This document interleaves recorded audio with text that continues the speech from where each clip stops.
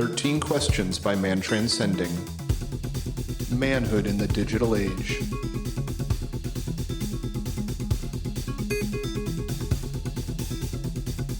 Welcome back to another episode of 13 Questions. This time we are joined by the curator of Aliencarvings.com.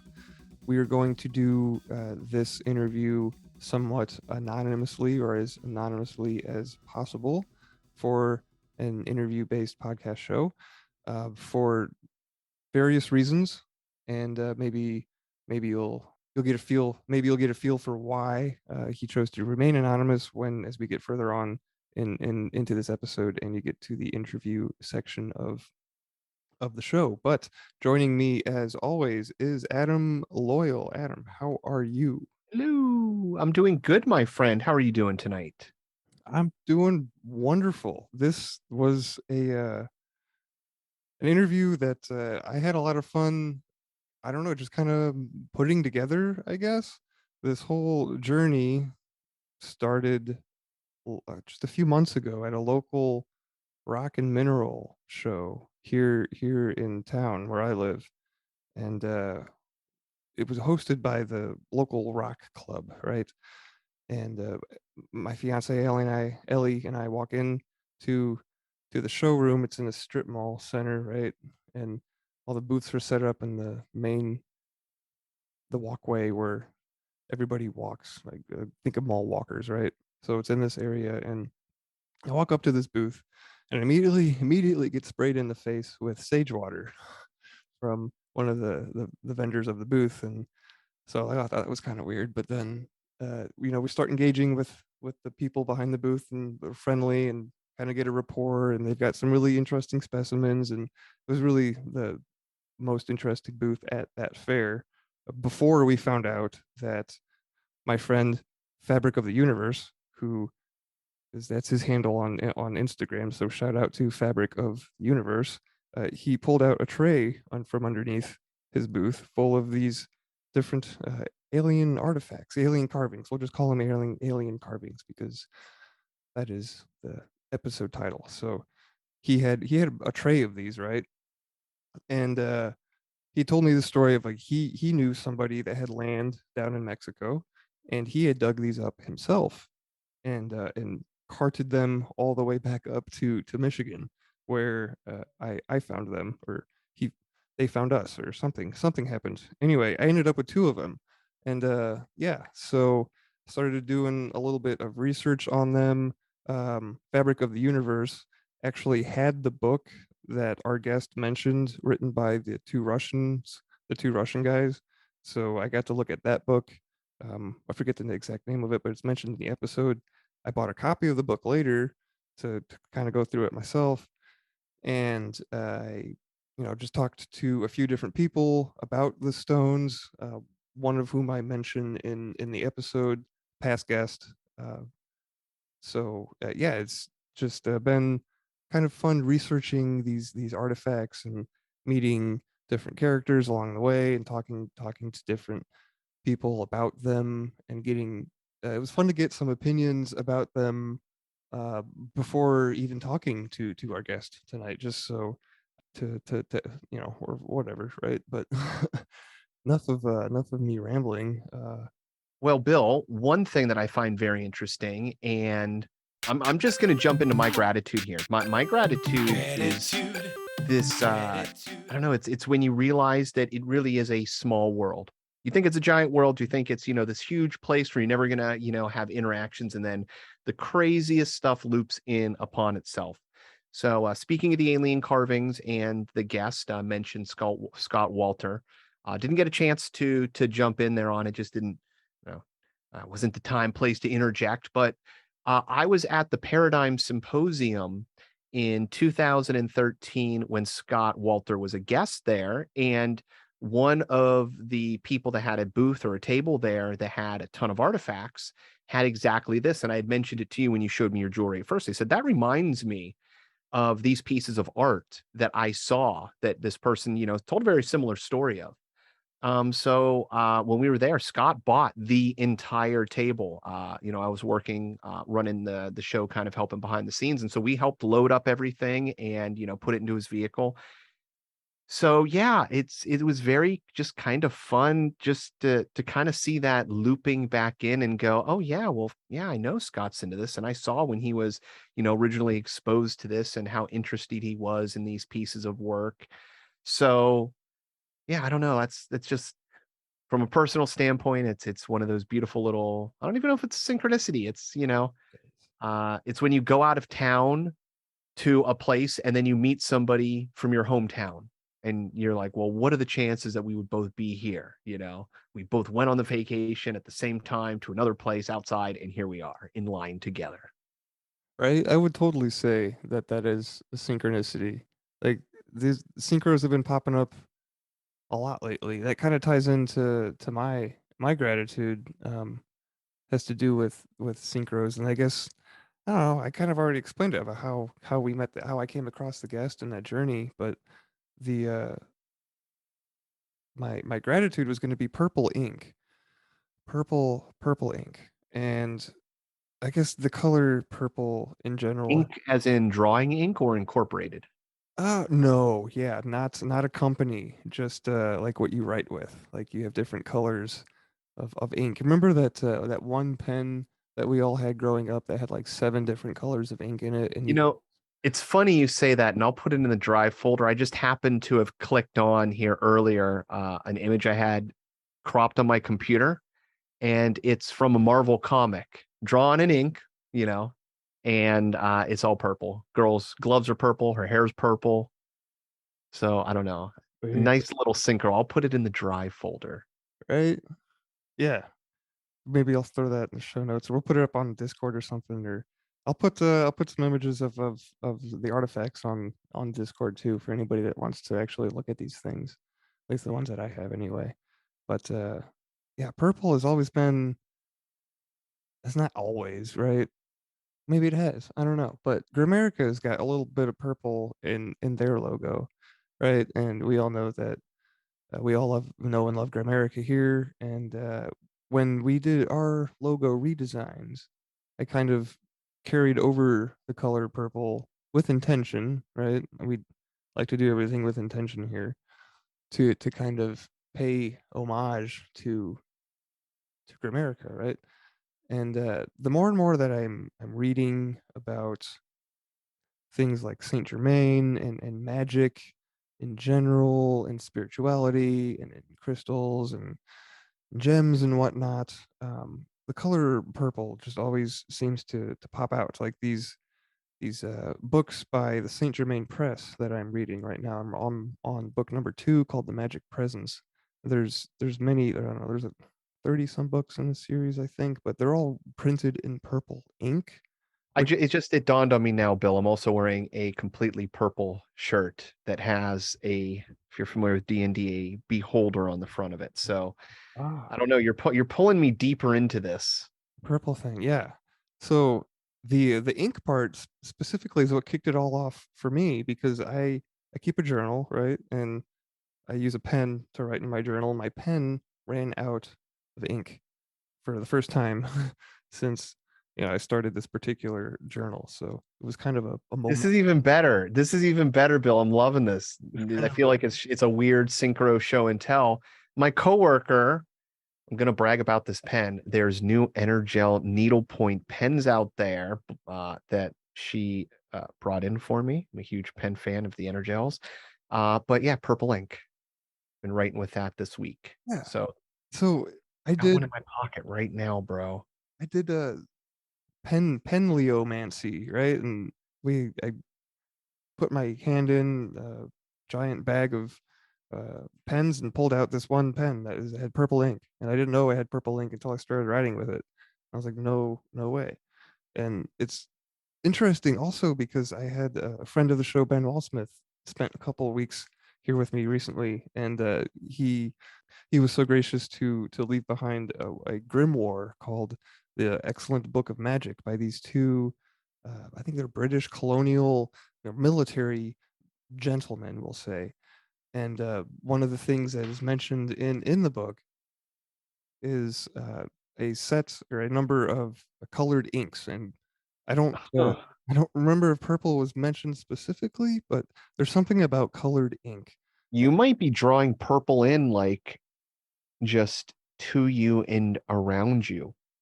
I mean, I think I also mentioned this too when you asked me about purple. I didn't think about those other things, but 2 days ago I bought a new steering wheel cover for my car, and it is Purple. purple.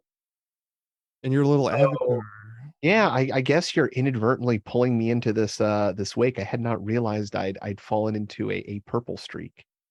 Well, purple has, the energetic quality to it also, and that corresponds to higher chakras, right? Our crown chakra, maybe and above, and and this is, I don't know, common knowledge is maybe not the right word, but our heart color is green and whatnot, which explains the other green on the logo for the show. But yeah, so it just seems that the following the synchros coupled with the color purple has been a very interesting ride for me the last, I don't know, 3 years now, I guess. Because that's my Well, fiance's favorite color is purple. listen, life is all about frequency, whether it's the voice, whether it's the sun, whether it's light, and color is just another frequency. So yeah, I mean, there really is something to absorbing, photons and vitamin D and converting it inside through both your skin, but directly through your retina. Looking at the wavelengths of a sunset can change how you feel. There's blue lights that change, uh, your circadian rhythm, how you're timing yourself, but it's also like this nutrition, this extra thing. So yeah, there could truly be something intrinsic and changing about the frequency of light. And I've also heard that certain entities like to communicate through color and light, and as opposed to sound, right? So these anything emanating light is generally a good thing, right? So um, I don't know where I was It going kind of with makes sense though. You don't see the light on your remote control, but it controls your TV. If you take your camera on your phone and hold it up, you'll see that little flashy light, punching out those codes that are being recognized.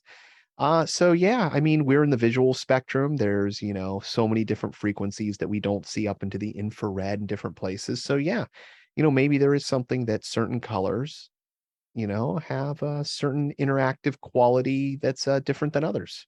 Yeah, a certain flavor of information, because that's what it is when you boil it down. Everything is just information, right? We're all just packets of information. Our DNA is information, right?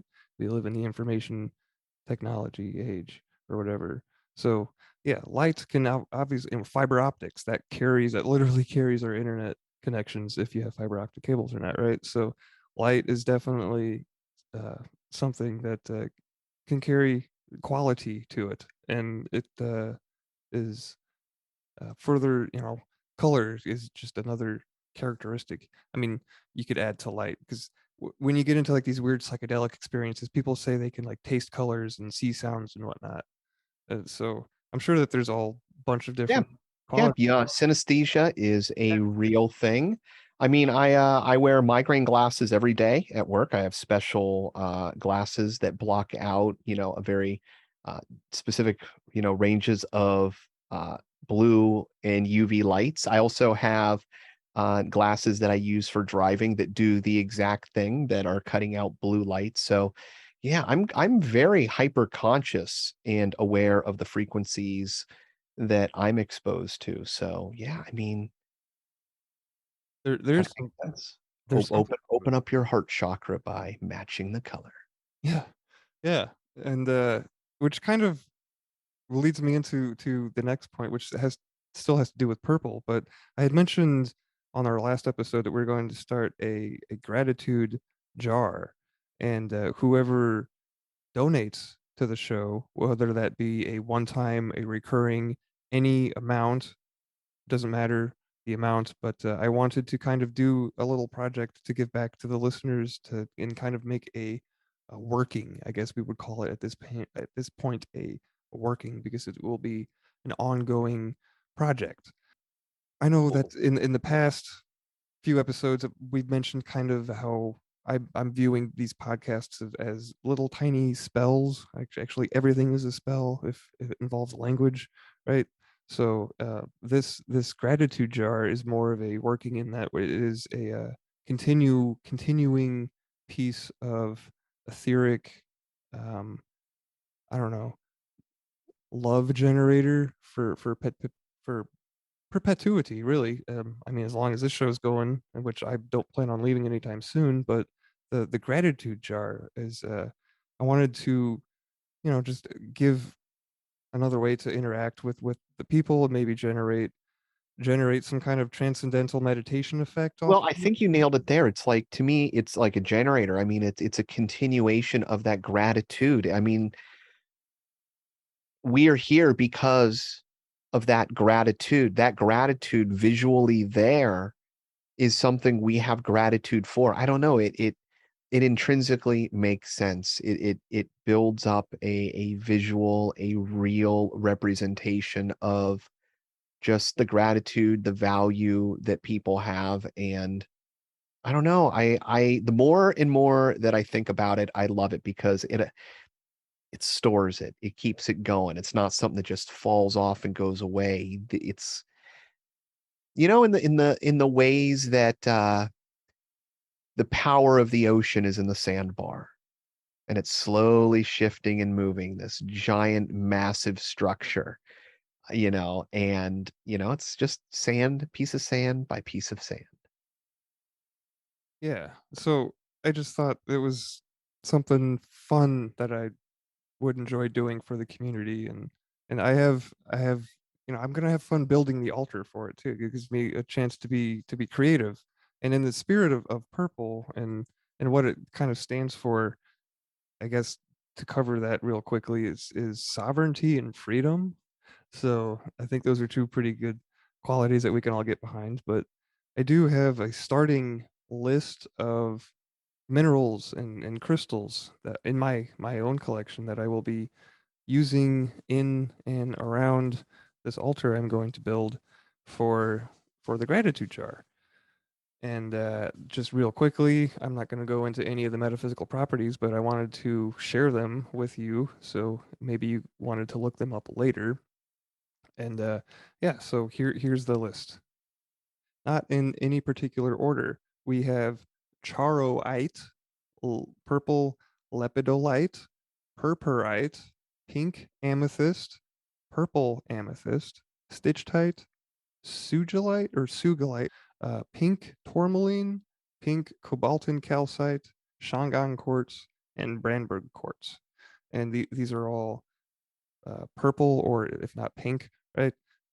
And not there's these. I have other crystals that I'll be incorporating. Maybe match them up with certain days of the week or something. I'm not too entirely sure yet, but totally open to any ideas or suggestions for that. So if that sounds like something that you could be interested in or have any input on, Listen, I'm already honed in on your purple frequency. So as far as I'm concerned, you're already controlling my life, Bill.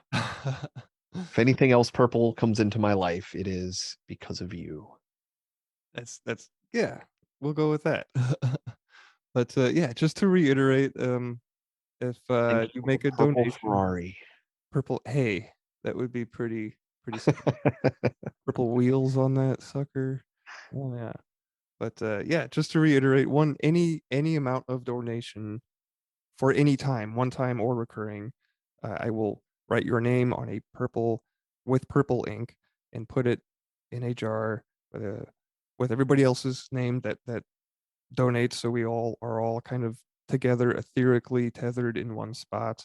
And when we generate Wow. these feelings of love, we can more easily, I don't know, Oh, I share. even like it from a scientific on a quantum entanglement perspective, that there's an entanglement of information in space. Ooh, I like it. Yes, exactly. So this is a working now because this is more of an experiment, right? And we're gonna see what happens, see how much love we can generate. And yeah, you can sign up or donate. We've got Libera Pay is a new thing that I signed the show up for, and to kind of give the listeners a reason why I chose that platform is because they're open source, so they are able to run based off of the donations that they receive that people give them on that platform. So it's kind of like a value for value model, which is what we're all about, which is why I chose that over something like Patreon. And so they accept PayPal or Stripe. We do still have the PayPal link up on the website. The old PayPal link, it still goes to the same spot. So I should get a notification if you donate that way. And if you don't want your name, I don't know how the donations look because I never seen one, but Yeah, no, there's going to be there's a little comment section on there. So just write in the comments, whatever you want us to use as your identification. yeah, and it could be just your email even, or it Oh, doesn't. listen, I'll speak from the world of, remote viewing. Your target can be the number that is written on a target, but it can also be just knowing the time and the place or the location, a GPS coordinate. So as far as I'm concerned, that entanglement, it's not so much tied up around the name. It's tied up around just that intent and knowledge and that information being connected. So as long as you know that it's in the jar with the others, the connection will be made. Yeah, it's really is the awareness of, right? And then the connection is pretty much takes care of itself after that. Mhm. But yeah, so if that's something that is appealing to the listener and you want to see what happens and get behind and experiment with us, yeah, send us some love. And if you, I know things are uh not I'm not the greatest for everybody right now, but so if you can't do that, just continue to spread the love any way that you can, right? So that's share the show with someone that you love that It's needs. value for value. Whatever value you find from the show is what it's worth to you. And that's all we ask. Yeah. So in whatever way that means to you, just continue to spread the love somehow, some way. And if you want your name written in purple ink on an altar, that sounds like a good way to spread love. Then yeah, let's try it out. All right, let's do it. This is 13 questions with aliencarvings.com.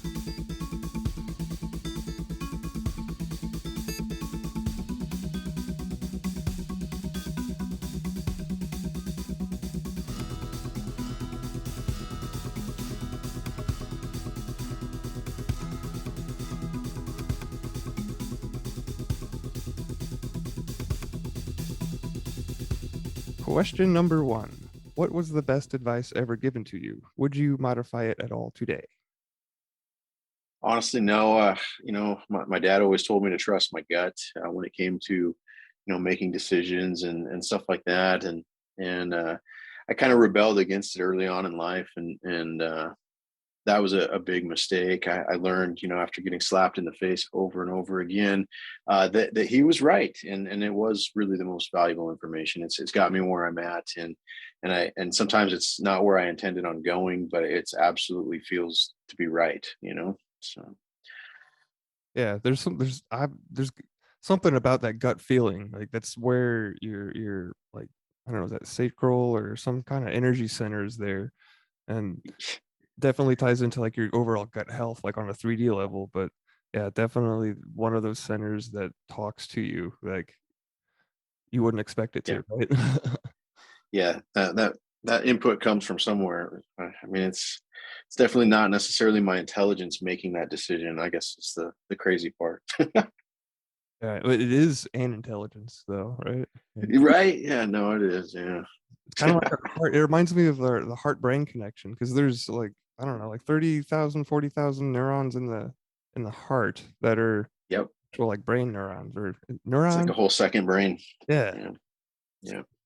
it's something that we talk a lot about is heart, or to try to on the intros with our gratitude segment is heart brain coherency and throw in the gut. I mean, it's all three. It's the trinity right there, right?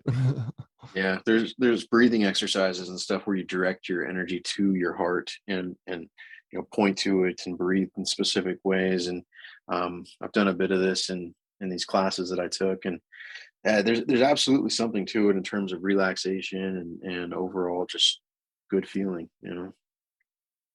Yeah, breath work is something I've uh, since last spring been more active in and trying to explore with. It's definitely beneficial. Yeah.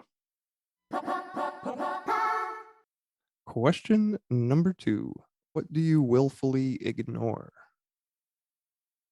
Well, this was actually one of the harder questions out of everything because I try to be open minded and perceive everything that's going on around me. But I think in the end, though, like the things that I choose to try to ignore now is the urges to do things halfway or not to the best of my ability. Taking shortcuts, stuff like that. That seems to be the thing that I should ignore the most. What do you do when you find yourself, in the middle of one of those shortcuts?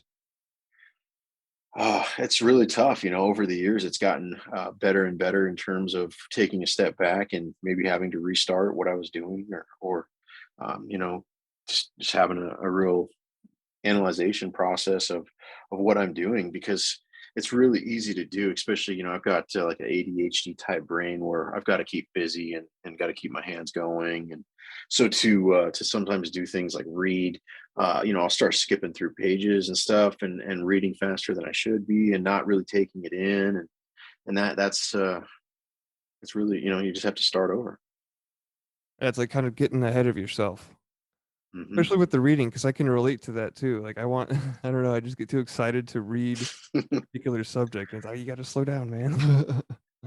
Yeah, put it on audio and I can listen all day and no problem, grab it all. But yeah, you are your own worst enemy in that sense, I guess. But that's awesome that you picked an urge, like something that you were aware of happening within yourself that needs attention. Most of the other answers that I'm looking at just on some notes that I have here in front of me have to do with things outside of one's self. So I really Hmm. do appreciate the introspection with that, and not all I can't say that about all guests, but there's a lot of politics and media responses to this question, so I do appreciate the different perspective.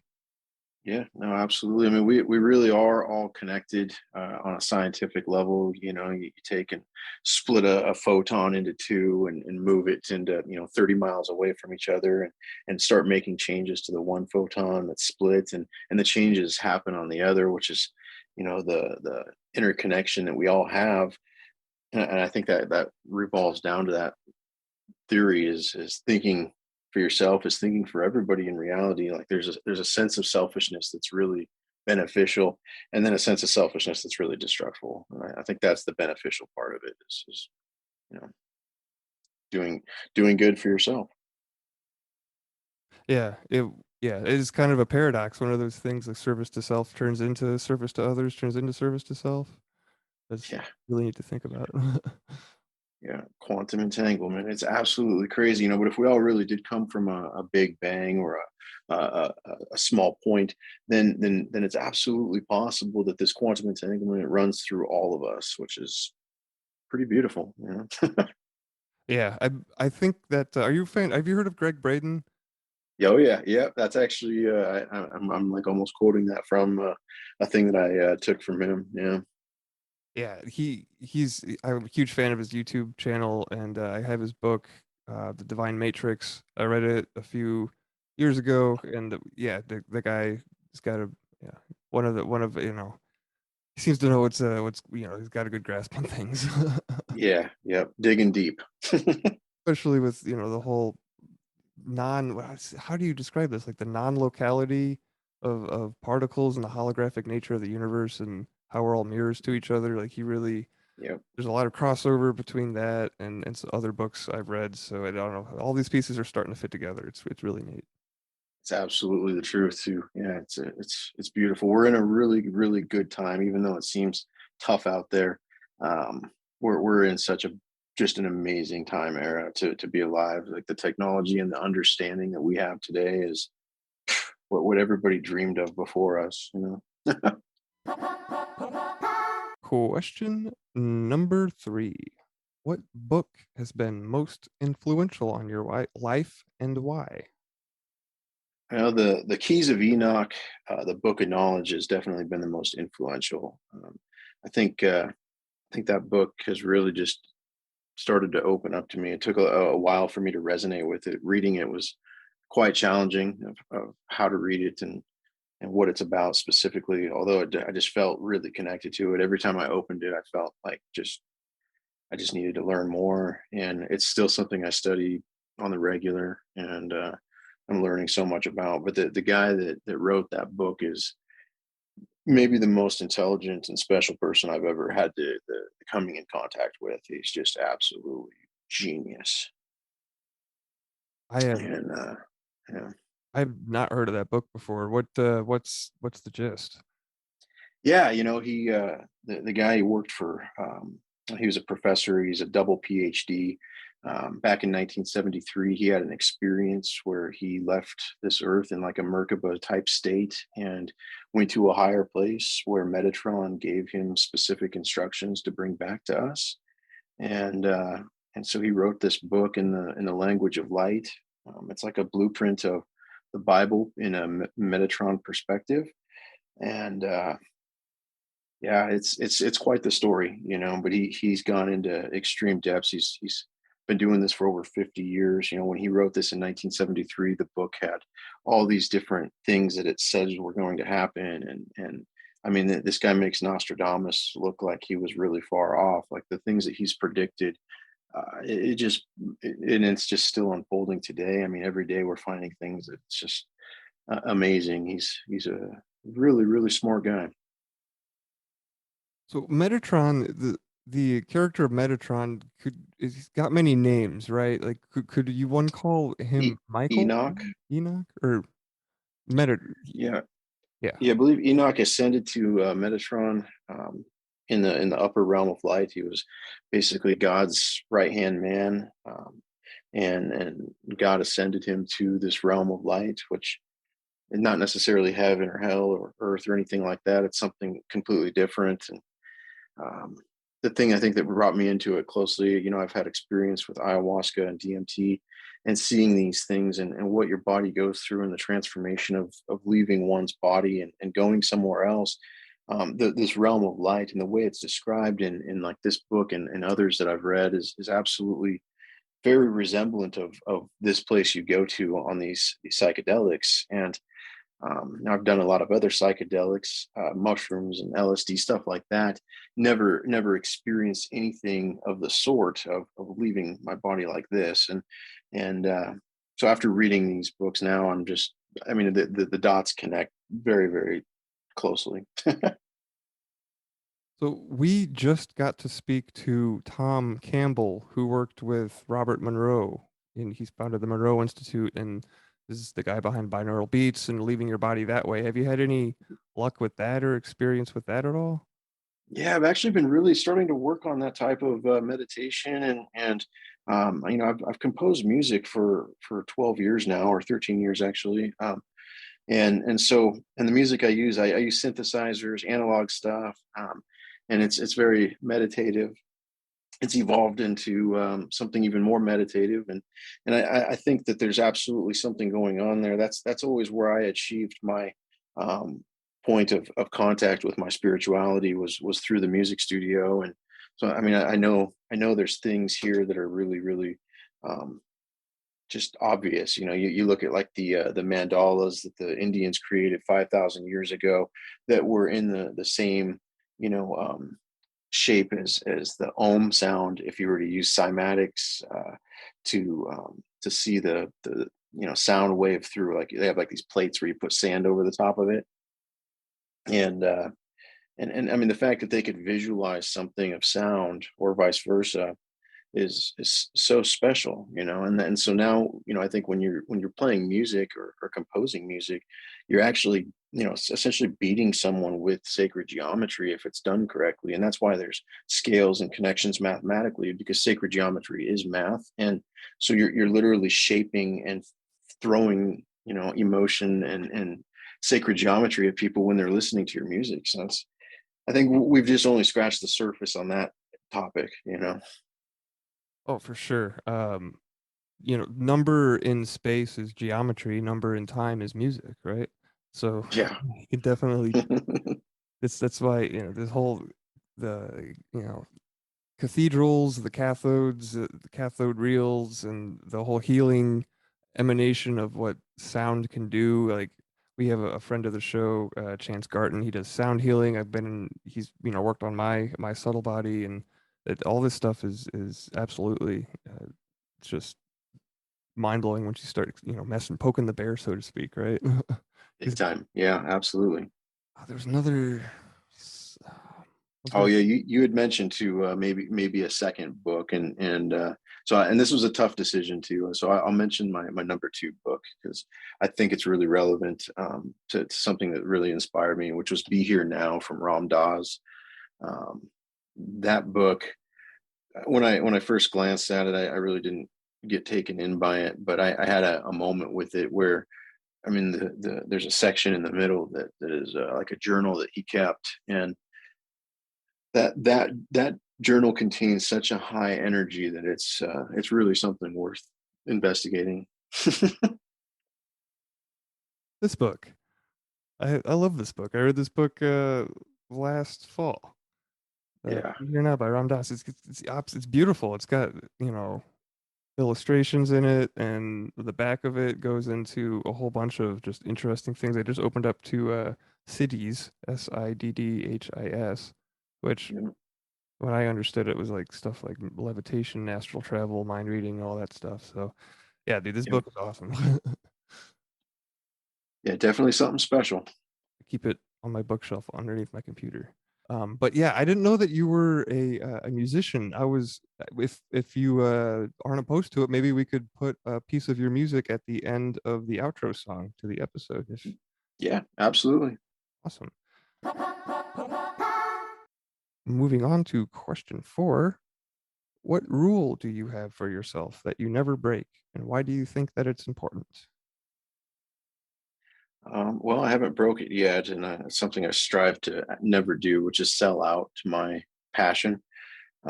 It's so easy to do, to take the money and run and do things, and it's just never the right answer, I don't think, and it's like the biggest test of life, and so it's something that I've kept as a rule. Like, I just don't want to sell out, whether it's musically and joining a label and having them dictate, when and how I produce things, and or there's just so many things that are governed at this point, beyond our government, and that's something with art I don't want to ever have to do.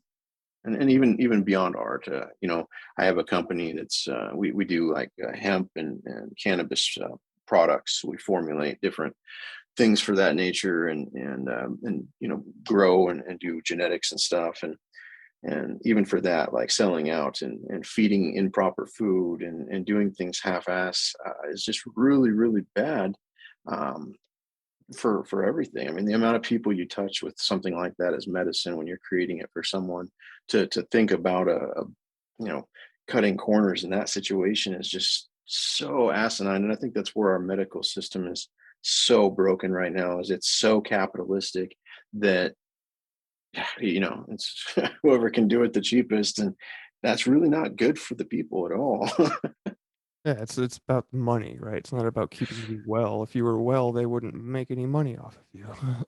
Yeah, super sick in the hospital, and you order a cranberry juice from the food service there, and you get a cranberry cocktail that's just full of sugar as your reward. And I mean, that stuff like that is just so foolish. Like, you should be getting really good juice in the hospital. Yeah, I can appreciate that whole sentiment about not, about staying true, because it's when it stops. We have, these passion projects. We have, the show 13 Questions. You have Aliencarvings.com and various other projects. Adam's got projects. Like when we have these labors of love, when we treat them as such, there's a different flavor to it after you switch in motivation from money or from love to money, right? Yeah, It becomes, you can tell that something is lost there. So yeah, love really is the secret ingredient, and you can make a lot of money with love. That's the thing. Like, it doesn't have to be so cut and dry. It's just about the greed factor of how much you really need to have. And I mean, even then, if you invest the right amount of love and you acquire your skill to be good enough at something, I mean, you can overcome pretty much anything because people will want to pay you, you know? Yeah, that is one of the driving forces that attracted me to the Gramerica show, who are the progenitors of this podcast, Darren Grimes and Graham Dunlop of the Gramerica show. Their value for that show is their value. Their model for that show is value for value. You kind of carry that over the 13 questions. So all these, there's no paywall here. There's not going to be a sponsor plug in the middle of an episode or whatever. Yep. It's all, just labor of love, right? And, Absolutely. Watch it blossom, like, because it will too. Like, that's the thing, you put into something long enough and it just blooms into the most beautiful thing. And I think that's the joy. Like, I lost money for many years with the cannabis industry, and then eventually the cannabis industry got so flooded with people doing it because everybody wants to grow cannabis and process I mean, it sounds great, and so it got so flooded that the pricing, everything went to complete garbage for so many companies. A lot of people lost a lot of money, but for me, I got to the point where I was actually at a quality level to where it actually it went straight up, and I actually gained when other people were losing because there was nothing else on the market like that. And so it's like the skill, I think, is really, really something we always have to remember, that you do get better every time you do something. Yeah, especially when it's motivated by love and gratitude. I mean, that's the nature of the universe. It has to return what you put out to you, right? It's reflective. So For just every action, there's an equal or opposite, and that seems to be true. It's hard to believe sometimes, but it seems to be true. right, which is why there isn't a reaction, but we can't always see it, and I often find myself asking for perspective, like even more perspective, so I can understand that there's that I don't see everything, and that and maybe don't need to worry about things so much because stuff is happening. I'm just not, my awareness isn't that the it's not the pinnacle of all being, right? So Yeah, the elasticity in the return, I think, is the part that we often negate. So, the opposite reaction may be long after we're dead, and so we don't ever take it into a true account. But in the fossil record or whatever, like you might see that, whatever it was. right? And then you get these weird out of place artifacts. Like they've been finding, like, I don't know, like tiny Swiss watches in embedded in stone, or hammers and like embedded in stone that shouldn't be there. Like you're familiar with these things, right? Oh, absolutely. Yeah. I mean, there's an actual sword in the stone in Italy that's like the one that inspired the movie, King Arthur or whatever, like that's actually a real thing. Yeah, I think I have a theory that there's an element. There might be an element of like time travel to this, because you just spoke about the elasticity of cause and effect, and reaction and action, and that to me speaks of time and the realm of Saturn and whatnot. So, like, Yeah. does that ring any pluck any chords with you? Yeah, well, I mean, Saturn's a really peculiar place. I work on the alien carvings, and I've documented over 12,000 of those things, and Saturn is the number one thing on all of them. Like, it's on so many pieces, ridiculously. Um, so that's something, and you start looking into conspiracies of Saturn and other things, people that worship Saturn. Um, and then you go into the scientific NASA part of Saturn, where now we've sent, probes and observed some pretty bizarre things around and in Saturn. Yeah, I mean, who knows? As far as time travel goes, is that actually a thing? I mean, Einstein says it is, probably is. Um, but are we dealing with that? I don't know. I think if you're able to transverse across the universe, thousands of light years away, that's definitely unlikely that you're unless you can travel the speed of light or something like that. Even then, we're still ridiculous amounts of time. Right. Yeah, the whole Saturn thing is super interesting. I have a second piece that my fiance went back. I acquired the one I shared with you on Instagram. Speaking of the alien carvings now, just a weird segue, very choppy, but the other one that she's got has got a huge picture of Saturn in it on it, and she's bringing it to me because you want. I'll just bring it up to the camera. All you podcast Sure. listeners can't see this, but I don't know if you can see. See the ring at the top. It's kind of not a very good uh, Oh, hang on, let me see. lighting, but yeah, I was doing some research on Saturn and like what NASA, the accepted science behind it now, and apparently they before Saturn entered into our solar system, they referred to it as proto Saturn, right? And I Mhm. guess it was a star, and it was ejecting its mass to try to compensate with being in the sun's power because the sun kind of sucked it in, and out of Saturn shot the planet Venus, which Interesting. would, and of course we have Venus. Venus is the morning star, and morning star can kind of refer to Lucifer in some contexts, or Mhm. Prometheus, I like to think of. So there's all these interesting archetypes surrounding these alien artifacts, carvings that we have haven't introduced up until now. So why don't you take a second and tell the listeners exactly what aliencarvings.com is all about? Yeah, well, it's I collected carvings of different rocks and minerals. I've got a huge rock collection. It's always been a thing of mine. And so my buddy comes back from the Tucson Gem Show here a couple, 2 years ago or 3 years ago, and he shows me a bunch of opals and stuff that I was interested in buying. And then he busts out these carvings with aliens and symbols and spaceships. And I was like, oh man, that's really good work. Who's doing that? That was my first question. Like, who's the artist of this? I'd like to buy some. These are really cool.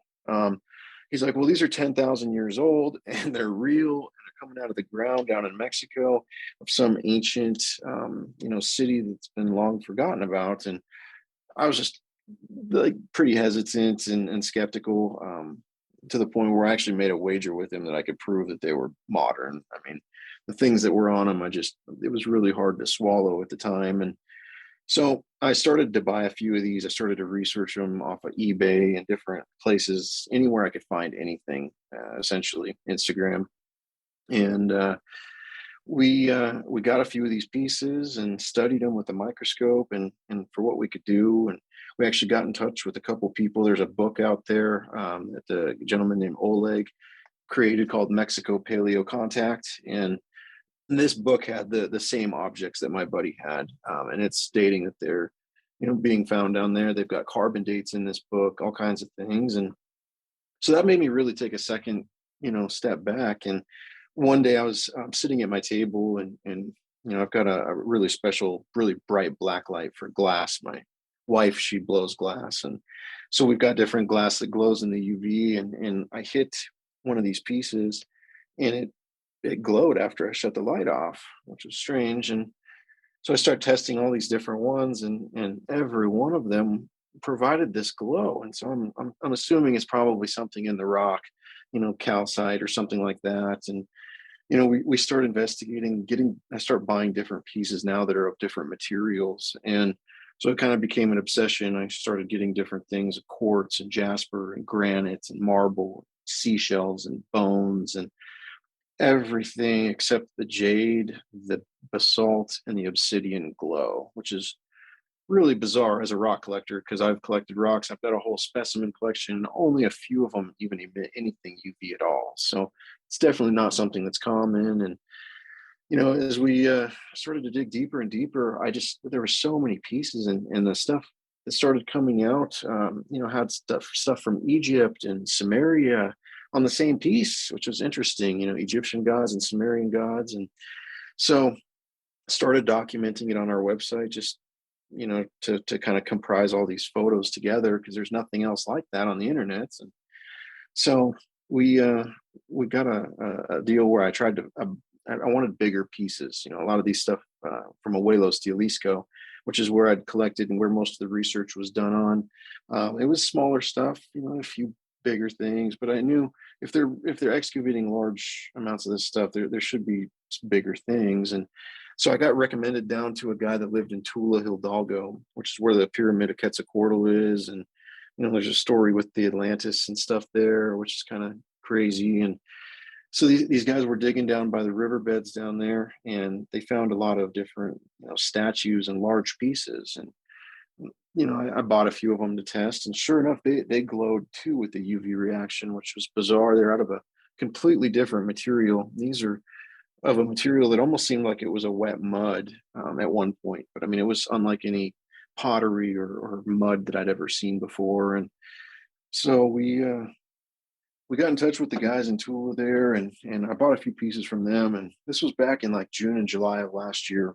and found the glowing was really, it was different though. Even though they glowed similar to the stuff from Abuelos, the glow was brighter and much more defined on these pieces that were of the mud. And so I figured that the mud had a large, calcite consistency in it of some form. And then they near the river there's a mine shaft, and right around the mine shaft entrance, they found pieces buried. So they got the wild hair to go ahead and start digging. They got a lot of rain during this time, and they started digging out and pulling out these rocks. And they spent until the end of September, and they finally got into this system down there, caves, and it's like a huge waterway. There's video of it on the website, but it's huge, probably 16-foot in diameter cave system, and it goes on for miles underneath Tula. And they found all these different chambers over the last 6-8 months in there, and they're coming out with different ritualistic pieces, different pieces from Tula area that are very, very iconic. Things like the wristwatches that are on the Sumerian reliefs that the Anunnaki wore, the pine cones that they held, or we believe it's actually the seed of life from the tree of life.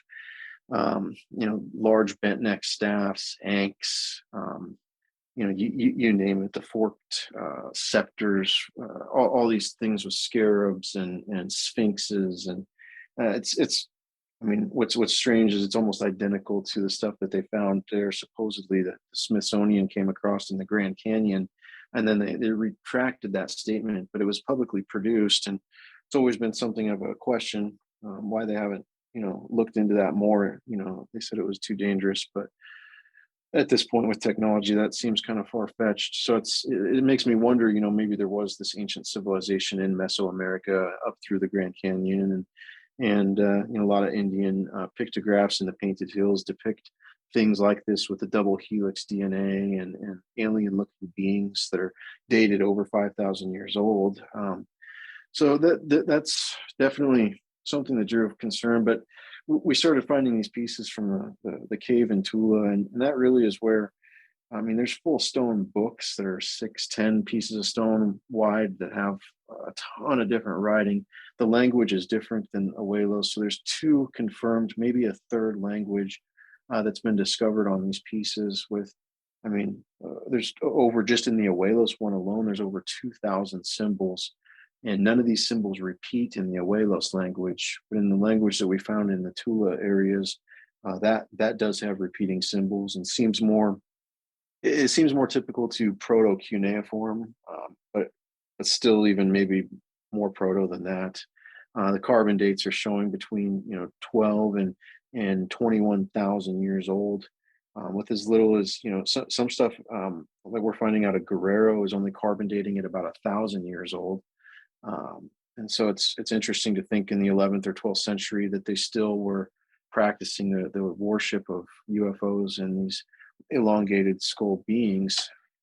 It's interesting biblically as well, as it lines up. There's these fallen angel looking type beings with wings, and it just lines up with a lot of different cultures. So it's interesting.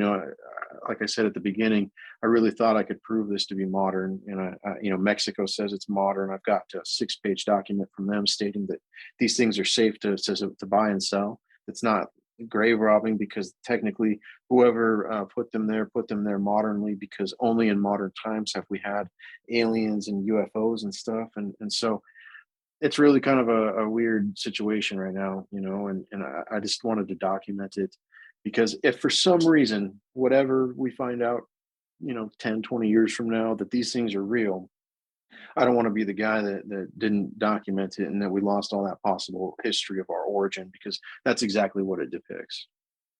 Are they lost languages and symbols on there, or do we have some idea of the Well, meaning? the one in Abuelos, like the pieces you have there, those symbols, those don't repeat really, and there's over 2,000 unique ones. And so Scott Woltor, he's a guy that did America Unearthed, and he did a show back in 2019 with Mark Russell as the guest, and Mark brought in a couple of these artifacts, and they carbon tested them, looked at them with electron microscopes. At the end of the show, Scott was saying that this was going to change everything, and that this is huge. And Scott's show didn't get renewed. It was the number one show, and they didn't renew it. But his theory is that these symbols on the Abuelos pieces are actually, rather than letters that are exemplifying vowels and such, that these are actually exemplifying thoughts that were thoughts of telepathy and like different brain signals or different ways. Because in a lot of these contact cases where there people were abducted, etc., a lot of these beings spoke through telepathy, and they didn't have to open their mouths, or you didn't have to open your mouth to respond to them. Like, they were in your head. And so that's his theory, that they might be like a pictogram of some sort of telepathy, and that makes sense to me. Yeah, it wouldn't surprise me if they were.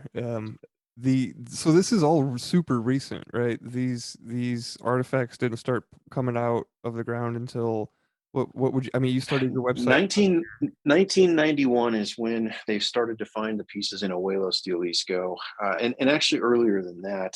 But as far as documentation, where they took it to the government, and there was actually a government response. So they contracted the locals to dig a wind farm there in Abuelos, and that's when they really started to find a large amount of them. They put those windmills up on the El Toro mountain there. And back in 91, though, there was a farmer. He's recently passed a few years back, but he's the grandfather of a good friend of mine down there.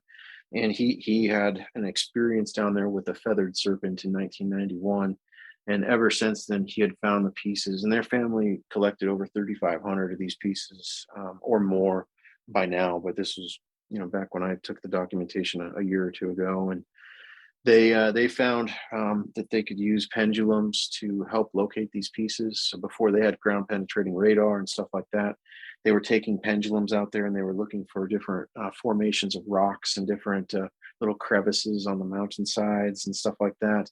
And they would dangle these pendulums, which one was actually found that they had found. It looks like an all-seeing eye, and they connect it to a string, and they hold it over different parts of the ground, and literally you'll see the thing start spinning when it's near artifacts. And that's pretty peculiar. Had a hard time believing that. I actually bought two of the pendulums and tried to understand it more. And so my theory is with a tri-field meter, I've done different testings on these pieces, and every single one of them emits an electromagnetic frequency.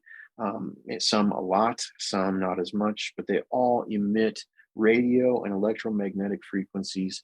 And so for that purpose, the effect that it would have on a pendulum is absolutely realistic, especially in the part of the world that they're in.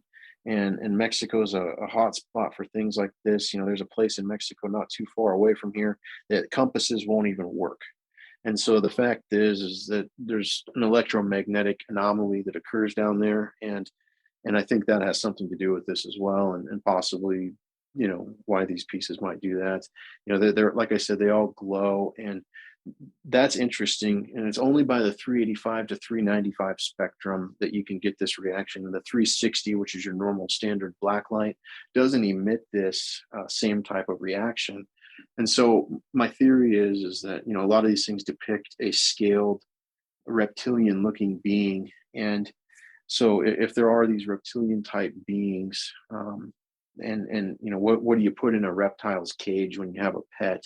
And it's a little purple light that a lot of people think keeps them warm, but the reality is there's not a lot of warmth that comes off of it at all. It's actually quite cool.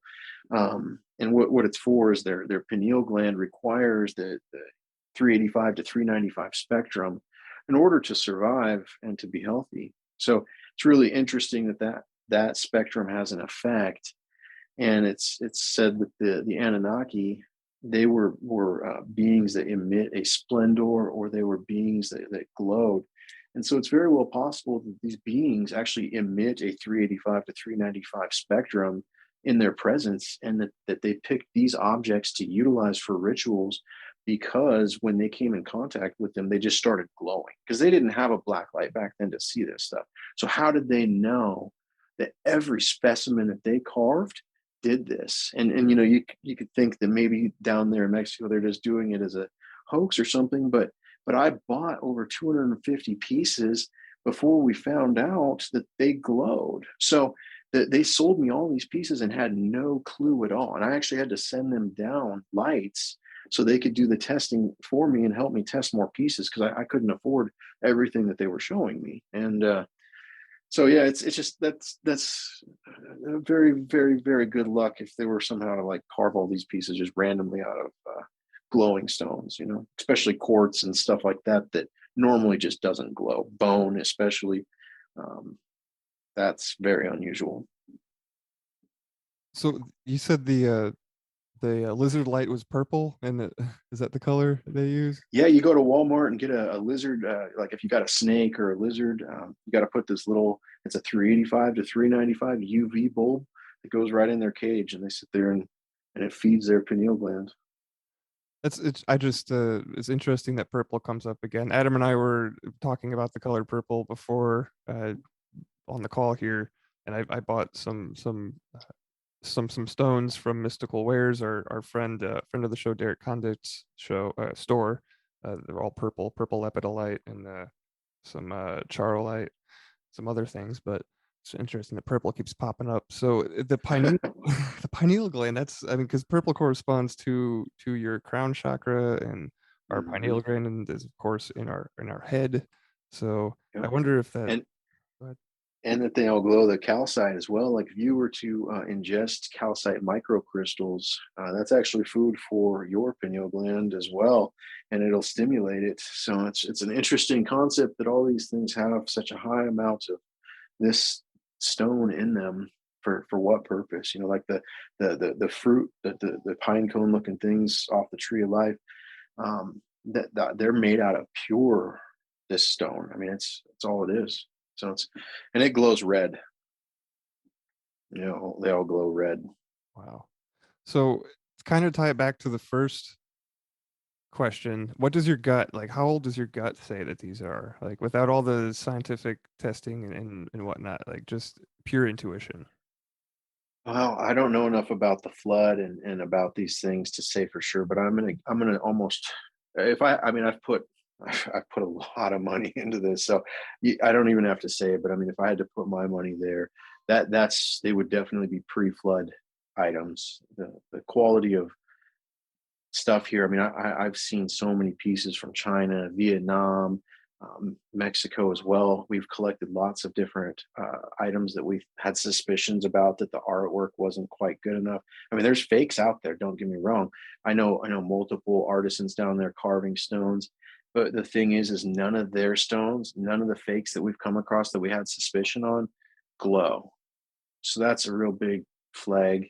And yeah, I mean, the fact that like Nassim Harriman and Greg Braden have done a lot of extensive research on this. They actually have an NDA to where they can't even talk about it right now. Rumor is that there's possible portals or something like that that could be involved with some of these tablets, and that there's definitely concern about doing extensive research on them before we know what we're up against. Because if they are truly what these are, it's said that the Anunnaki practiced magic, and that they had pieces and did rituals. And, I mean, same with the Egyptians. And the Egyptians didn't just learn how to do all this stuff, burials and sarcophagi and tombs and carving. And, they didn't just pick this up in a couple hundred years, like or even in a couple thousand years. Like you go back to the earliest dynasties of recorded Egypt, and actually the stonework almost gets better. Like there's things that are old in Egypt that might be more mind-blowing than the stuff that was done in the later dynasties. And so for those purposes, that's that whole stone factor is definitely a thing everywhere. And that's just, it's old. You look at like the pyramids there, the Pyramid of the Sun in Teotihuacan. The angle of it, most of these sites are angled north, south, east, west with the compass, and that one's 22 degrees off. And there's a couple others like the Temple of Apollo and stuff like that where they're also at the exact same degrees off. So here, clear across the world, you've got Temple of Apollo from the Pyramid of the Sun, and they're both off this specific amount. And then you look into the track record and see that the poles actually shifted at one point about 22 degrees, and it used to be in Greenland. Then it all lines up 100%. So I think that's kind of proof of the age too, even though scientifically that's not something that's going to be good enough to say that it's older than what we think it is, but it makes a lot of sense. And why else they would be off in two different places is really unlikely to me. Yeah, I definitely get the feeling that they're pre-flood also, pre Younger Dryas or whatever that period that we have identified now. So I think that's, I don't know, 12,000 to 25,000 years ago, like conservatively. Yep. Yep. Yeah, these, and I actually did talk to Jared Murphy, who was a past guest on the show. He's an archaeologist. He was actually just at the Texas Galt site. There was some super pretty mosaic floor that they had uncovered and were looking at, and has now been since covered up again because of the I don't know why. Who knows why? But Yeah. I think I know why, but I don't want to know why. right. But yeah, I, I did ask his opinion on it, and he's of the same mind too. So I definitely think that these are much older than anybody is.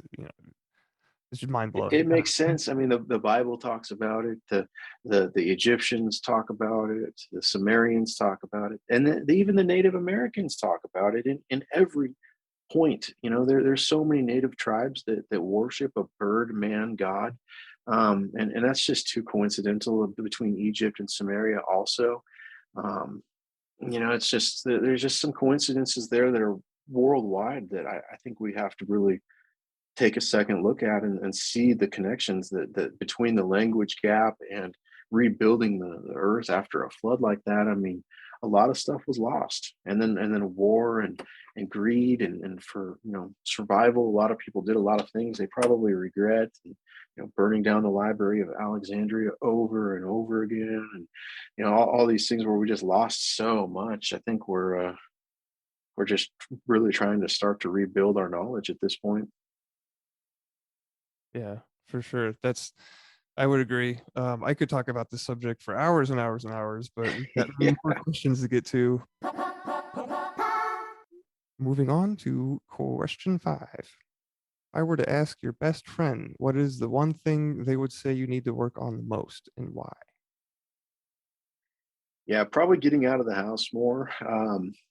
Taking time for me. I tend to work a ton, and I'm with I guess with the pandemic and stuff, it just seems probably even multiplied at this point. And maybe it's more of my concern now than it was before. But pandemic was just normal day to day for me, pretty much. So it's like definitely need to get out more. I mean, I've vacationed and traveled a lot in the past, but not necessarily doing activities and stuff. Like I don't do any of the stuff I used to do when I was a kid, and definitely want to do that. I just had my son here a few months ago, my first kid, and so I definitely want to get out of the house more and just enjoy skiing and biking and the lake and stuff like that more. So it's been over probably 15 years since I've really done any of that kind of stuff. Yeah, it's interesting. We just had a guest on not too long ago was emphasizing play, like how we used to play when we were younger. And as we Yeah. grew up, we don't, as adults, we don't ask other adults to, hey, can you come out and play with us? So yeah, getting out of the house it's weird out there though, man, with after the pandemic and the lockdown, stuff's still weird. So yeah. Yeah, I got COVID 3 times, and the second time I had to call 911 on myself. So it's definitely for a while there was pretty concerning because I had symptoms that lasted almost a year afterwards. I mean, it's quite frustrating. Question number 6. What turns you on creatively, spiritually, or emotionally? I think the one that hits on all of that the most is music. I kind of explained that earlier almost, but it really does me right no matter what state of mind I'm in. There's always a song that I can play that makes me feel different than I do now, maybe, or maybe just gives me a different perception or ties someone else's emotion through a maybe even a harder time. Whatever it is, like there's something about music that it yeah, like you said earlier, the healing of it. There's a healing property, and it's very fascinating. Yeah, I've been getting into lo-fi music, just the lo-fi beats as background music. It's You know, helpful.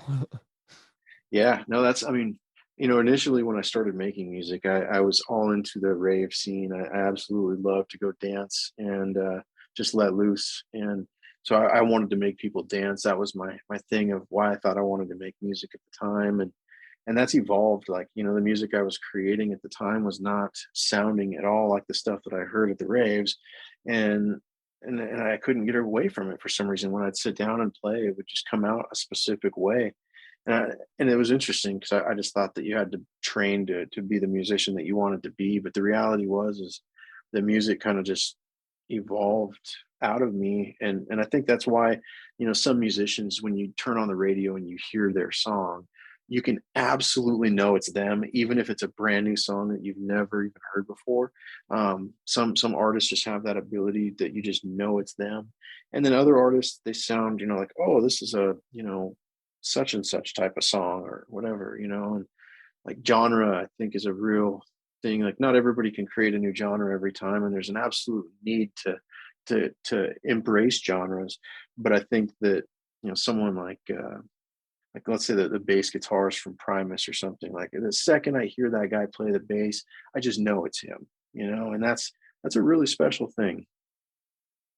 Yeah, he kind of pioneered the whole slap technique. My fiance was Yeah. enlightening me about Primus this past weekend, actually. Yeah, I'm not even a huge fan, but it's just someone that I really respect. And that's same with like Mozart, even, like I had a psychedelic experience where I watched The Clockwork Orange when I was a kid, and holy cow, classical music was never the same after that. Like the emotion that went into that and the way it made me feel was so special. Stanley Kubrick is another person that's just a genius. Yeah, Yeah, classical. I like how you mentioned Primus there too. I've heard that a lot, that they're kind of one of those. I don't want to say it's a weird band that a lot of other bands cite as being incredibly influential, and they were a popular band. They had a couple big songs, but they influenced more bands than I think people they influenced with their music as like an overall thing. It's kind of I like the agree. comedian's comedian. They're kind of like a musician's musician. Yep, I agree. Yeah, Cool. another one that was like that kind of shocked me was the weekend. That's definitely not the style of music I listen to at all. We were at a festival, and he was playing before the artist that we came to see, and so I sat through his set, and man, by the end of it, I turned over to my wife, and I'm just like, wow, this guy is really talented. Like it certain people, they just their voices, it's just so powerful. It's amazing. The voice is definitely the most powerful thing we have. Question number 7. What was the most embarrassing or humbling experience of your life? Well, probably, hitting rock bottom, I think was definitely the most humbling and embarrassing at the same time. I fell into opiates when I was like 17, 18 years old. Oxycontin was a new thing. Not a lot of people knew about it, let alone the dangers of it. And I had friends that their parents were prescribed on it, so their kids stole them and sold them to me. And I got so wrapped up in it so quick, and never ever ever thought there would ever be anything like that in life. And yeah, it damn near killed me. I really had to get on my knees and beg. It took over 10 years to recover from it. And yeah, definitely humbling and embarrassing. I'm a felon for life now. Yeah, that's how humbling it is. I can laugh about it. So That's the thing, you can laugh about it though. I would never have helped all the people I've helped, or done all the things I've done, or been the passionate guy I am, if I didn't fall so hard on my face. You know? Yeah, we are where we are because of the things that we've gone through. Yeah. And yeah.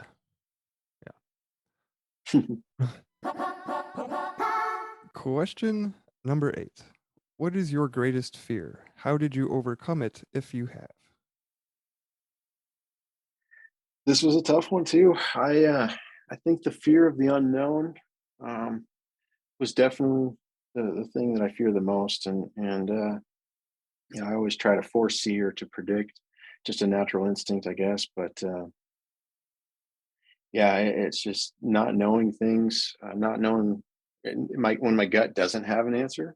that's that's what I fear. Overcoming it, I've just been searching for answers that could make sense, my whole life, even from when I was like 3 and 4 and fifth and sixth grade, or what, fourth and fifth grade, like things I would say to my teachers and then my parents, and the questions I'd have. I mean, I had books on Egypt when I was 4 years old. We'd go to the bookstore and I'd look for things that would explain what the symbols and stuff meant. And, the just the things, I think you gotta look for, and ask the questions, and try to answer them. And I think it's been really hard for anyone to answer any questions with authenticity. So I feel really lucky to have come across some of the objects that I have, because even if, for say, they're 10% chance it's real, that 10% is the largest piece of the pie I've ever come across in my life. I've always had questions with nowhere near a 10% chance. So it's really, really gratifying. Question number 9. What is your single greatest driving force in life and how do you further it? Well, after I had my son a few months ago, he absolutely became the single greatest driving force. Absolutely. To further it, I just need to be the best role model I can, and the best father I can be, and learn from where my dad falls short, where his dad falls short, and also where they excelled, and just try to make the best of this situation. I definitely was a really, really needy kid. I needed a lot of attention and a lot of challenge, and it was really hard to acquire in the day and age that we lived in. And so I definitely think that that's going to be um, you know a huge thing. So, Question number 10. Who are or were your role models and why? well, the were, I guess, I mean, for people that have passed, and so that's, like, um, definitely Ram Dass and Aleister Crowley were uh, role models that have passed, and today that are still alive. J.J. Hertog, Trent Reznor, the Chemical Brothers. Uh, Musically, that's where a lot of my idols are, just because I've connected so hard to those people throughout the years. They've inspired me to do what I'm doing in a lot of ways, and got me through really hard times, and made me feel good when I didn't. Yeah, I definitely always just wanted to inspire, to be able to inspire, or to be inspired to give what I've gained from those people, or to reflect that back, because it's priceless. Yeah, I don't have too much familiarity with the that list other than obviously Crowley and Ram Dass, but yeah, that book you mentioned it earlier, the Be Here Now. That it was I don't know if it was just a time period in my life that I read it and what I was going through, or it was the book itself, or maybe it was a combination of. But yeah, that was definitely like that guy's story and the way that he communicates. It resonates a certain way with me. So Yeah, the only way I could ever explain it to people was it's biblical in perspective. Like, there's something about it that is big and bright, just kind of like you would find in a Bible or something. I mean, you might not be Catholic or Christian, but still, the Bible's a very sacred book, pretty much no matter what religion you are. Like, there's still, it's the values, and the bright energy that's inside of it. no matter how many times it's been ripped apart and destroyed and watered down, like there's still something about it, or there's this a positive energy, and that's I think where Ram Dass comes into it as well. When he went to India and had his experience there, like the moral is this positive energy is everything. The light is the light.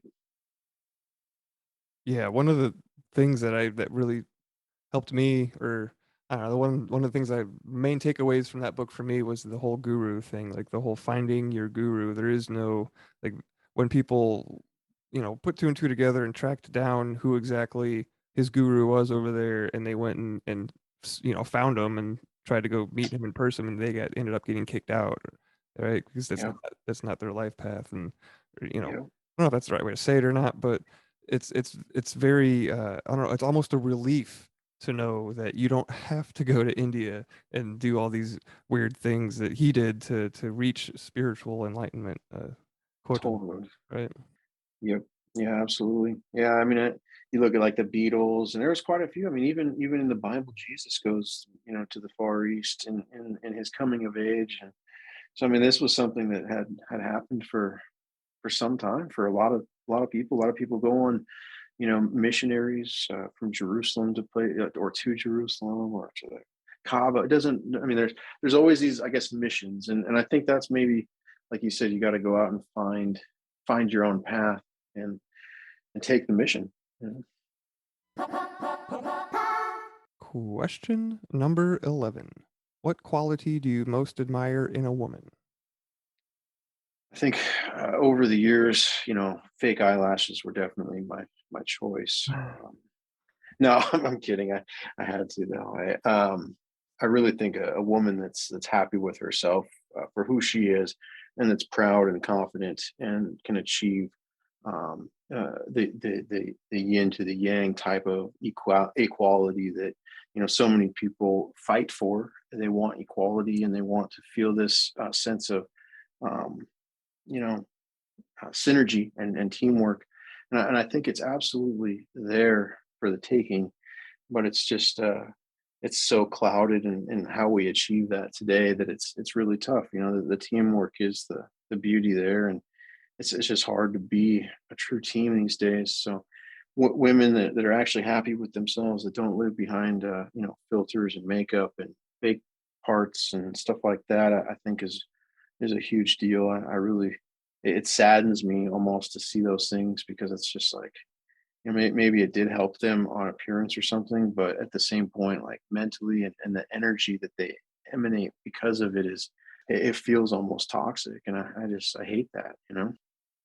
Yeah, it feels very uh, synthetic. Yeah, yeah, But I think you nailed it, right? With the happy with self. I mean, if as long as we love ourselves, everything else seems to fall in place, and that includes finding balance, or the finding your yin to yang, or yang to yin, or teamwork, or yeah. whatnot. That so yeah, that's like, I like to take notes, and those are the first three things I typed out. Happy with self. I love it. It's Yeah. question number Yeah. 12. What is the most courageous thing you have ever done or seen in your life? Honestly, I'm going to say probably devoting so much effort into finding the truth at this point. I think it's definitely takes some courage here, to ask the questions that I'm asking. There's a lot of people in a lot of places that have asked these questions in the past, and there's a lot of conspiracy because of it, and that's scary. There's possibly thousands of years of oppression and propaganda and corruption and trying to rewrite history, and all kinds of possibilities that were coming upon that could be a possibility. And so that, I think, is definitely something that's going to take serious courage to continue moving forward with. And yeah, at this point though, it's like it's really important, I think, for all of us that we at least don't dismiss the possibilities of things. And I'm not the guy that's going to say that there's aliens or not. I'm not trying to be that guy. I'm not trying to say that these things are real or fake, but I am asking the questions of, how and who is the artist? Because at the end of the day, that's my biggest question is who? For us, for them, for these pieces, everything, like it's just there's a real artist out there that deserves a pat on the back. Yeah, no matter who it is, right? Even if these are fake, Exactly. still want to know. And it's the same with us and our creation. Even if we're a slave species and we're used to mine gold and precious technologies from this planet, um, then so be it. But the still someone had the real art to put it through to this extent. Beautiful creation. Yeah. And I agree with, the whole just asking questions thing, and what it can be dangerous to ask questions about certain things and certain topics Yeah. that you can meet resistance from certain groups. And we've had guests on, that have shared stories in the past on this show of being having to go into hiding and whatnot. So it is certainly Yeah. not something I really think too much about. But yeah, you're right. Like these truth seeking in general nowadays with the we've got, of course, we've still got censorship by the church, the Vatican archives and whatnot, but then now we have to deal with things like fact checkers online and like who, yeah, yeah, it's a Yeah. conundrum. And who gets to decide what that fact checker says is true or false is really the scary part. These committees and groups, and it's been really interesting trying to get research done on this stuff. I've talked to numerous labs and numerous PhDs, numerous scientists, universities, and the resistance there when you get up to that type of level of academy is just unlike anything I've ever seen. I mean, these people should be jumping for joy to prove me wrong or to prove me right. But one way or another, for science's purpose, like the fact that these people aren't jumping for joy. I mean, ufologists like Linda Moulton Howe, who I worked with for almost 3 or 4 months last summer, she was ready to investigate this heavily. And all of a sudden, one day, completely MIA, can't get a hold of her for nothing. And it's things like that that it's like these people. I mean, she could easily be retired. I know she's very wealthy. She's very successful. So it's like, why would she not, as a ufologist and an investigative reporter, why would she not want to at least prove this to be inaccurate? That's a big suspicion to me. Yeah, it is. It is certainly raises more questions, and it just goes. I mean, are these people being gagged? Because you mentioned NDEs earlier, or is it NDA, yeah, NDA? yeah. Yeah, NDAs. Like, Yeah. I took a class from Greg Braden and Nassim Harriman. It was a master class. Cost me like $400. I mostly took it just to get the Q&A session to be able to ask them questions because I tried to reach them on numerous social media fronts and different places. And yeah, when I finally got to that Q&A, I was just told by Greg that he couldn't answer anything regarding the research that they were doing because he has an NDA. And I mean, probably for good reason. Like I said, I like those guys, and I think they're doing a damn fine job. So if they have a reason to do that, then maybe it's bigger than anything I could have ever imagined. And like I say, there's possibilities of portals and rituals here that could do things that God only knows if it got into the wrong hands or something. So I just try to document it and leave that to the experts. right. Let's be the observers. Stay in the Exactly. And that brings us to the capstone question, number 13. What does it mean to be a man in today's world? Yeah, that's well, I think doing what's right above all is definitely the most manly thing you can do, or attempt to do. None of us are ever going to do it, but unconditionally loving your neighbor, your friends, your family, the guy that cuts you off and flips you off, like not chasing him down and beating his skull, but just whatever, letting it go and doing the bigger thing. I think is the most manly thing because it's really while it's challenging, but it's also the most rewarding. Nothing ever good comes from inspiring that negative energy. And you look at places like the Ukraine right now and stuff like that. I mean, there's still war going on in 2022. I mean, what are we doing? Like that's just rough. Yeah, it is. But I mean, taking the high road, doing what's right, loving unconditionally. I think those are great answers. And it starts with love. I mean, I think you nailed it right there with that. Yeah. It takes Yep. courage and strength to do that and do it I've unconditionally. done consulting for a lot of different farms for growing, and that's the thing I tell every farm. They ask me what the secret ingredient is, what's the number one, recommend, and I say, the secret ingredient is love. If you can give that, then you will do good. That's just the way growing is. You get what you put into things. 100%. Yeah, talk to your plants. They grow bigger. That happens. Yeah, Talk to my tomatoes all right. the time. Yep. Well, that is the end of the 13 questions. Did you want to take a second and maybe tell the listeners where the best place is to find your work on the internet and any other projects that you have going on right now? Yeah, absolutely. I've got most of my music's on Bandcamp under Music Regardless, and aliencarvings.com or at aliencarvings on Instagram or TikTok is where you can find. I mean, it's more than you'll probably ever want to look at in terms of the objects we've been talking about, and pictures and videos and digs, carbon dates, all that fun stuff. So, Awesome. Well, I will have all of those links in the show notes for the listener. And before we wrap up, was there like a particular song that you wanted to match with your 13 questions episode that you had in mind that you could maybe send it over afterward? yeah. You want me just to send it on a link in Instagram? Yeah. Well, that should work. We'll make it work. I'll find a way to get it on the computer and whatnot. But sure. Yeah, or I can even send you a Dropbox of like the raw file or whatever if you want to. That's easy. Yeah, whatever's clever. Was there one that like popped? I just was curious. Was there a song that popped into your head to? Yeah, there's let's see.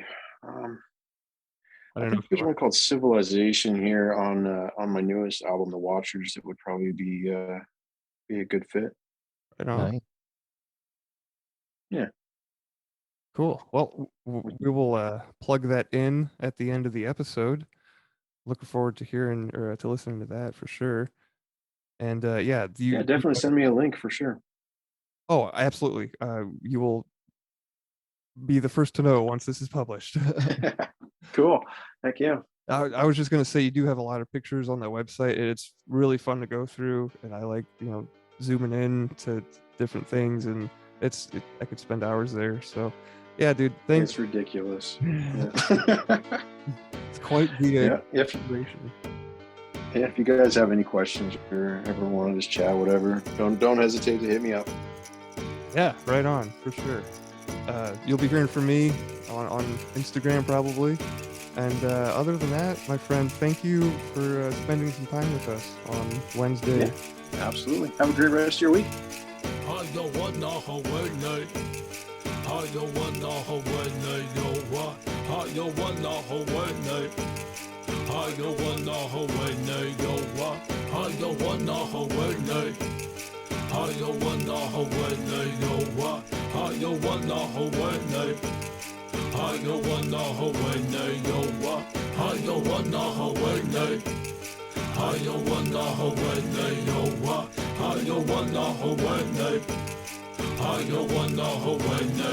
Why is one man rich and another man poor? Why we ain't satisfied? Why we gotta have more? Why your suicide rates on the rest so high?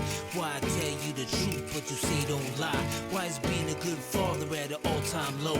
Why is it acceptable? Yo, why I don't know. Why she blame him and he blame her? It's useless. Ask yourself this question. Why you making excuses? Why do parents gotta bury their kids? Why we text and drive, not caring how scary it is? Why it's so hard to forgive and leave the past behind? And if you did, then that's divine. Why don't you help your brother when you see him fall? Why do we act like God don't see it all? Why do we call them black, them white, them Asians and use labels? Now that's racism. I don't wanna Hawaii. Why? I don't wanna Hawaii. Why? I don't wanna Hawaii. Why? I don't wanna Hawaii. Why? I don't wanna Hawaii. Why? I don't wanna Hawaii.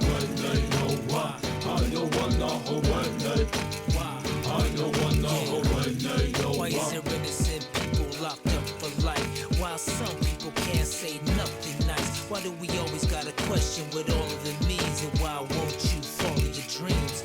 Tell me why, the night when you took my dad, why'd you let me see my grandpa cry? And tell me why, and why do you choose to hide, even though you was born to fly? And tell me why, and why don't we turn from all the hate? And why don't we learn from all mistakes? Why do I keep on wrecking these fat beats? And teachers don't make more than professional athletes. And why? And why? And why? And why? And why? And why? I don't wanna hold night. Why? I don't wanna hold night. No, why? I don't wanna hold night. Why? I don't wanna hold night. No, why? I don't wanna hold night. I don't wanna hold night. No, why? I don't wanna hold night. I don't wanna hold night. No, why?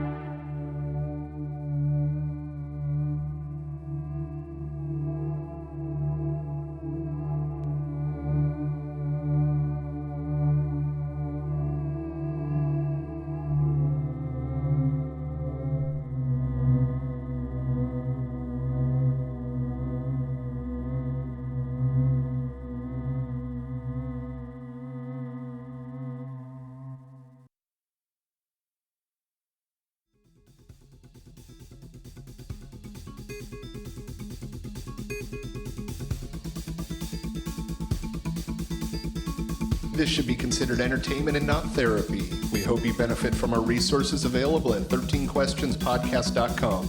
Thank you for listening.